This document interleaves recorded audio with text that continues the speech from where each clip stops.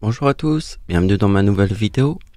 Alors j'ai vu un film sur les échecs et cette personne a détrôné un russe qui vraiment était la star des échecs et elle est devenue mondiale, la première femme sur Terre. Donc déjà c'est un number one, moi je m'intéresse tout le temps au number one, comprenez? Une seule lune autour de la Terre, c'est le number one. Et donc son histoire est vraiment très intéressante parce que elle a commencé à 11 ans les échecs, mais elle avait pour habitude, comme elle était en pensionnat, de prendre des tranquillisants.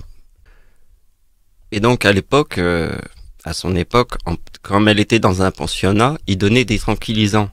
Mais après, il y a une loi qui est passée, ils ont dit, on enlève les tranquillisants. Mais elle avait besoin des tranquillisants pour pouvoir voir sur son mur un jeu d'échiquier le soir, avant de s'endormir, et elle rejouait les parties. Et elle arrivait, mais elle avait besoin de cette vision avec les tranquillisants. Et ça l'a poursuivi toute sa vie. Donc il y a une scène qui est très importante, c'est quand elle trouve une famille, enfin, au bout de... Elle avait 17 ans, elle trouve pour la première fois une famille, elle était en pension depuis l'âge de 11 ans. Et dans cette famille, elle arrive dans une super chambre, et il y a un lit, et au-dessus du lit, il y a une espèce de drap. Et en fait, elle arrache le drap pour voir son plafond. Et elle prend des tranquillisants, elle s'allonge, et elle regarde son plafond, et elle hallucine, elle voit un échiquier. Ça me rappelle un peu l'histoire de Jeanne d'Arc quand même, elle entend des voix, tu vois. Mais elle voit un échiquier sur son plafond avec le tranquillisant, qui est en fait un antidépresseur. Cette histoire vous permet de comprendre que nous avons des différences sur Terre, et que chacun voit les maths d'une façon très différente.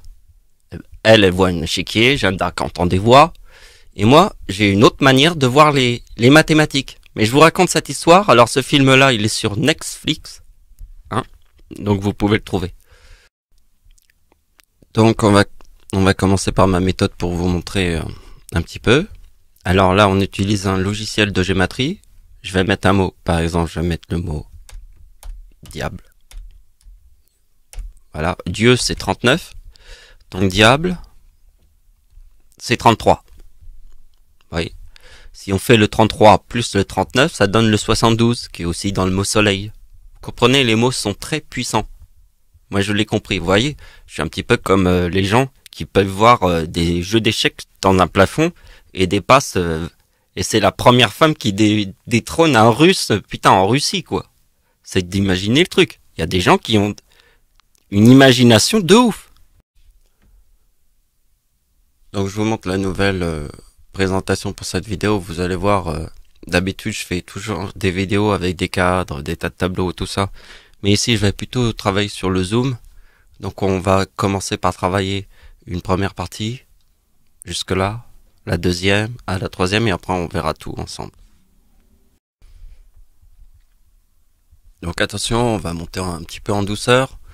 On va se dire que s'il y a des gens qui connaissent pas mes opérations et tout ça, donc ils pourront pas comprendre ce qui va se passer après. Donc je leur fais un petit remake. Donc comme c'est des tableaux qu'on voit souvent dans mes vidéos, ici je vais faire un petit remake pour les gens qui savent pas. Donc c'est 11 plus 8, le 8e mois de l'année. Donc c'est 11 plus 8. Vous voyez, ici on calcule pas comme... Ici, on va pas faire août plus 11. Ça, c'est débile. On fait le calendrier. Le calendrier, c'est 11 plus 8 égale 19. Vous voyez, donc après, ici, ce que je vais vous demander, même si vous connaissez pas ma vidéo, vous pouvez regarder les coïncidences. Parce que les mathématiques, c'est quoi? C'est les coïncidences. Qu'est-ce que je vous ai montré au début de la vidéo? Je vous ai montré une intelligence différente. Une femme qui voit un jeu d'échecs en prenant des tranquillisants. D'accord? Elle hallucine. Comme Jeanne d'Arc entend des voix. Ben moi j'entends mes voix. Et mes voix me disent ce que je viens de vous dire. Les coïncidences, c'est la logique des mathématiques. Les gens disent, oui mais c'est une simple coïncidence. Putain mais il faudrait leur donner une baffe à ces gens-là. Donc, qu'est-ce qui est le point le plus important qui sera dans la suite des opérations? C'est mon arrière-grand-mère avec la date de sa naissance, qui est 1/8/92. Tempête en France, séisme en Iran, tout ça. Après ça, c'est vous qui voyez avec l'ombre de l'éclipse là, qui est à 100% au-dessus des plages du débarquement, avec ma grand-mère qui forme le 44. Et vous voyez ici le 56. Bon, tous ces chiffres, on les connaît. Vous voyez. On passe à la suite. Donc, je vais faire un zoom à partir de là jusque là. D'accord? On y va. Donc, vous devez lire les trucs parce que moi, je vais essayer d'aller plus vite. D'accord? Dans l'explication.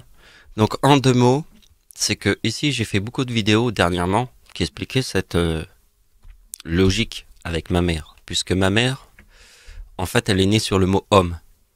Vous voyez? Et en 2020, ma date d'anniversaire forme le mot Dieu, qui est le chiffre 39. Donc ma mère, elle forme le mot femme. C'est très important ce détail, parce que regardez bien. Regardez bien, au début de la vidéo, nous avons vu ça, mais c'est le chiffre 3900, le 6 juin 1944, le début des plages du débarquement en Normandie. C'est le 3900, d'accord? 3900, c'est ce chiffre-là que vous devez connaître. Maintenant, je vous montre la date de naissance de ma mère. Voyez? Eh bien, si vous mettez le mot Dieu, plus sa date de naissance, ça donne ma date de naissance. Donc, ma mère, elle est née sur le mot homme. Et dans le calendrier, elle forme le mot femme, puisque ma date de naissance forme le mot Dieu, le 39. Puisque c'est en 1939 qu'elle forme le 3900. Là, je ne l'ai pas écrit, mais calculez la date d'anniversaire de ma mère en 1944. C'est 3900. Ici, j'ai fait un petit peu un remake de pas mal de mes vidéos parce qu'on a déjà bien trouvé cette idée. Donc maintenant, on passe à la suite. Et une nouvelle idée. C'est ça l'idée. En fait, c'est mon arrière-grand-mère. Regardez bien parce que c'est un truc incroyable. Parce que mon arrière-grand-mère et le 92, on l'a vu au début de la vidéo. Vous voyez? Et ici, on a un premier chiffre. Je vous ai dit que c'était les coïncidences qu'il fallait regarder. Parce que dans ce que je vous montre, il y a un chiffre qu'il faut comprendre. C'est l'éclipse en France. Ici, le 2018. Parce que je vous ai dit qu'il fallait regarder les coïncidences. Les mathématiques, c'est simple. Si on regarde les coïncidences. Sinon, c'est compliqué. Donc, mon arrière-grand-mère est née en 1892. Si on fait 2 fois 1892, on a le 84. Donc, le tsunami de 2004, c'est le 2042. Donc, on a 2 fois en faisant 2 fois le 42, on a le 84. D'accord? Mais à travers le 84, c'est le 18 avec le mot mort. C'est très important ce que je vous montre là parce que ça sera la logique des opérations après. Vous allez comprendre. Mais regardez bien, quand vous comprenez pas quelque chose, regardez les coïncidences. Vous voyez que 1930 plus 1930, qui est la date de naissance de mon arrière-grand-mère, on a le 3900 et forcément le 2042 forme le chiffre 18 puisque 4084 moins 66 forme 4018 l'éclipse en France. Donc les opérations de ma mère nous intéressent plus, donc j'ai changé le cadre et maintenant on va s'occuper de ma grand-mère, de moi et de mon arrière-grand-mère. Là on a 3 dates à calculer. Donc on a déjà étudié ça. Maintenant, on passe à ça. Donc là, c'est ma grand-mère. 1925 plus 1925 égale 3850. On met le mot mort, comme on a fait ici. Hein. On fait la même chose. Et vous voyez que ça forme le 84. Mais attention. Regardez bien la date de naissance de mon arrière-grand-mère. C'est le 3784. Le 7. Hein. Mais si vous mettez le mot mort, ça forme, avec ma grand-mère, le 3784. Et moi, je forme le total 84. Qui est en fait 2 fois le mot femme. 42 plus 42. Homme et femme, on a vu le début. Donc, ici nous avons ma date d'anniversaire sur le début de la Seconde Guerre mondiale. On a le 58, qui est la date de l'armistice, le 8 mai 1944. C'est la fin de la guerre en Europe. En fait, ce qui est très important, c'est ma date de naissance, qui est la fin de la guerre du Vietnam. Parce que là, je vous montre la fin de la guerre en Europe avec le 58, mais ma date de naissance 1975, c'est la fin de la guerre du Vietnam. Donc le lien qu'il y a avec Jésus, c'est le mot guerre que j'ai écrit ici, guerre et Jésus. Parce qu'en fait, ma date d'anniversaire, en 1955, qui est le début de la guerre du Vietnam, c'est 1974, qui est dans le mot guerre. Puisque la fin de la guerre du Vietnam, c'est 1975. Puisqu'ici, je vous montre l'armistice. Hein? Et là, c'est le début de la guerre 1939. Début de la Seconde Guerre mondiale. Donc, pour comprendre la partie qui se trouve par là, il faut que je vous montre une formule mathématique, sinon ça va être difficile. Alors je vous la montre. Donc vous voyez que Jésus, c'est le 74. Vous voyez, si vous faites deux fois le 37, vous avez le 74. Et le 37, il est dans la date du 25 décembre. 25 plus 12, 12e mois de l'année. Vous voyez que le 37, multiplié par 18, forme les 3-6. Puisque la date de l'éclipse en France de 1999 est 2018. Donc, la tempête en France est 2037. Donc, si vous faites 2018 plus 2037, vous avez Satan. Voyez? Et regardez bien, le mot diable, il est dans le 4033. Ben, si vous faites moins 2037, vous avez... Ah, il y avait un problème là. Menteur. Voyez? J'avais mis les dates j'avais fait une erreur. Mais c'est 96. Regardez. Le diable, c'est 33. Le 37, ça forme le menteur. Si vous faites 2018 moins Satan, vous avez Satan.